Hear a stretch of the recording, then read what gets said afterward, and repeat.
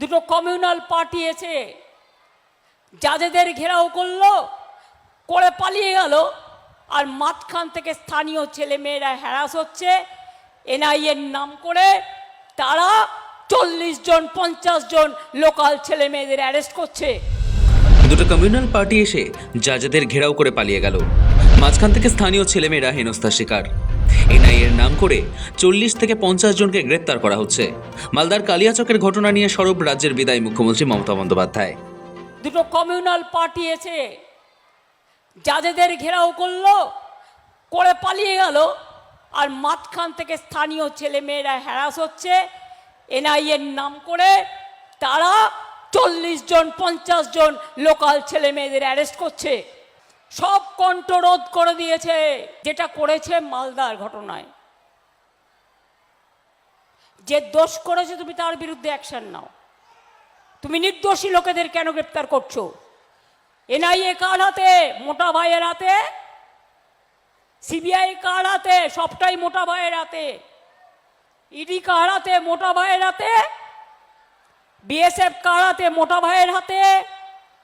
CISF কার হাতে? মোটা ভাইয়ের হাতে। বর্ডার কার হাতে? মোটা ভাইয়ের হাতে। তো মোটা ভাই, তুমি তৃণমূলকে চোর বলো, আর বর্ডার থেকে টাকা কোথায় যায় মোটা ভাই?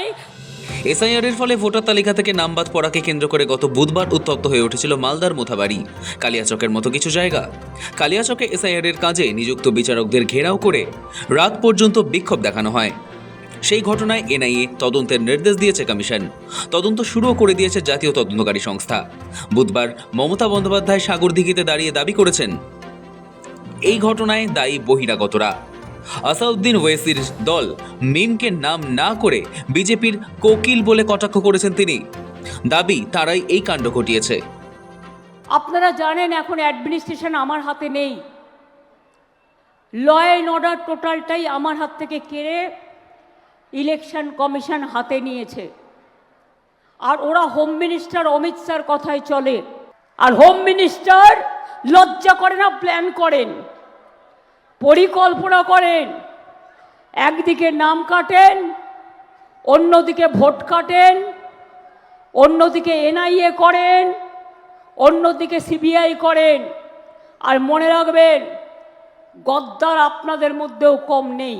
হায়দ্রাবাদ থেকে কেউ উড়ে এলো, আর বিজেপি কয়েকটা গদ্দারকে টাকা দিয়ে আপনাদের উত্তেজিত করলো, আর আপনাদের দিয়ে রাস্তা অবরোধ করলো, জাজেদের ঘেরাও করলো।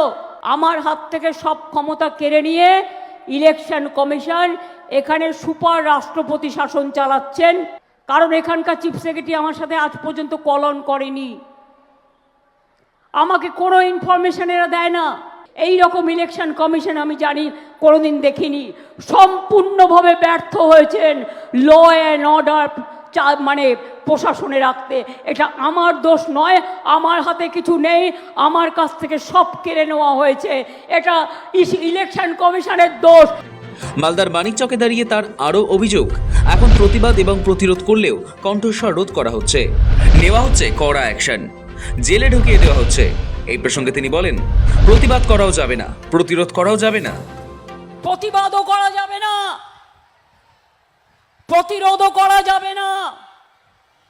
ইলেকশন কমিশনের সামনে কেউ ডেপুটেশনও দিতে পারবে না। সব কণ্ঠ রোধ করে দিয়েছে। কিন্তু মনে রাখবেন, মানুষের কণ্ঠ কিন্তু রোধ করা যায় না। মমতা বন্দ্যোপাধ্যায় বারবার বোঝানোর চেষ্টা করেছেন তিনি এখনও রাজ্যের আইন শৃঙ্খলা সামলাচ্ছেন, কিন্তু কমিশন সেটা করতে ব্যর্থ। তাৎপর্যপূর্ণ বিষয় হলো, বছর 3 আগে দিল্লিতে দাঙ্গার পর কট্টরপন্থী ইসলামিক সংগঠন পপুলার ফ্রন্ট অফ ইন্ডিয়ার ওপর নিষেধাজ্ঞা জারি করেছিল কেন্দ্র। তাদের সমস্ত অর্থ সাহায্য বন্ধ করা হয়েছিল। সেই সময় মিম সুপ্রিমো আসাউদ্দিন ওয়েসির ব্যক্তিগতভাবে এর বিরোধিতা করেছিলেন। অর্থাৎ মিম যে দেশে অশান্তি নেপথ্যে ইন্ধন যোগায় তা বোঝা গিয়েছিল সেই সময় থেকেই। এবার ভোটের আগে বঙ্গে এসআইআর নিয়ে এত অশান্তিতে সেই মিম নেতার গ্রেপ্তারি তার সুস্পষ্ট প্রমাণ। যদিও শুক্রবারই নিজেকে মিম নেতা হিসেবে পরিচয় দিতে অস্বীকার করেছে ঘটনায় মূল অভিযুক্ত মোফাক্কিরুল ইসলাম। ঘটনার পরতে পরতে রহস্য দানা বাঁধছে, তদন্তে নেমেছে এনআইএ। তনুজ জৈনের রিপোর্ট, সময় কলকাতা।